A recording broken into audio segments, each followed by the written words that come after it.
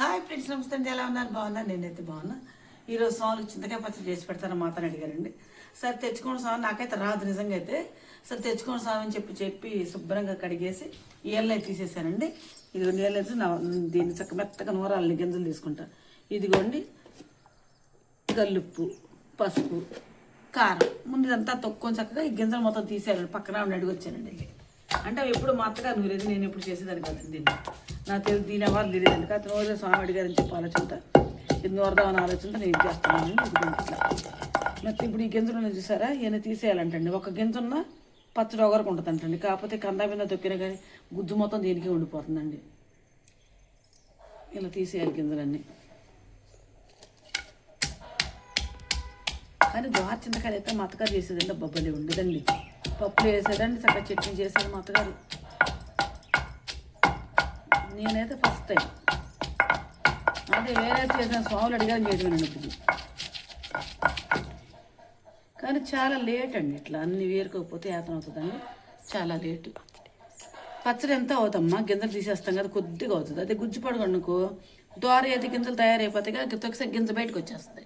ఇప్పుడు ఇట్లుంటే గింజ ఎండి గింజ అనుకో బయటకు వచ్చేస్తుంది. పచ్చి గింజలు కాబట్టి తొక్కలు ఉంటుంది.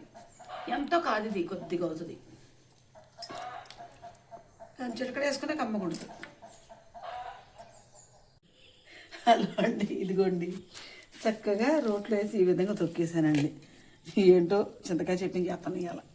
ఇదిగోండి ఈ విధంగా తొక్కేసానండి. ఇదిగోండి గింజలు ఇలా తీసేసా మొత్తాన్ని. చాలా వరకు మ్యాక్సిమం తీసేసా. ఇదిగోండి ఇందులో చక్క సాల్ట్ వేస్తున్నా, సరిపడ సాల్ట్,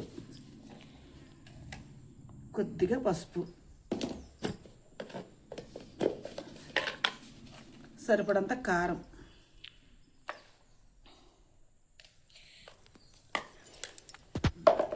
కొద్దిగా ఎక్కువ వేసుకుంటే పులుపు చంపేస్తుంది. కానీ ఇదిగోండి ఈ విధంగా కలిపేస్తాం కదా ఇట్లా. దీన్ని చక్కగా వండి రోట్లో నూరితే మెత్తగా కాదు కదండి. ఇది గింజలు తీసేస్తాం కాబట్టి పచ్చివాసన రాకుండా ఉండటం కోసం చక్కగా కొద్ది జీలకర్ర వేసుకొని, స్వాముల కంటే వెల్లిపాయలు కట్ట వేయకూడదు కదండి. దీన్ని చక్కగా కలిపేసి మిక్సీ పట్టుకోండి. కొద్ది జీలకర్ర వేసి మిక్సీ మెత్తగా పట్టేసుకొని తాలింపు పెట్టుకుందామండి. ఇదిగోండి ఇలా కలిపేసి, ఎందుకంటే పచ్చికంపు రాకుండా ఉండటం కోసం కలిపి ఒక 2 నిమిషాలు అట్టు ఉంచుకున్నాక అప్పుడు మనం మిక్సీ తిప్పుకుందామండి. మిక్సీ ఎందుకు అనుకున్నారు, ఈ తొక్కలు లేకపోతే చట్నీ సూపర్ ఉంటుందండి. మా అత్తగారు చేసేదండి బాగా. మరి నేను ఎలా మా అత్తగారితో పోటీగా చేయగలదో తెలియదండి.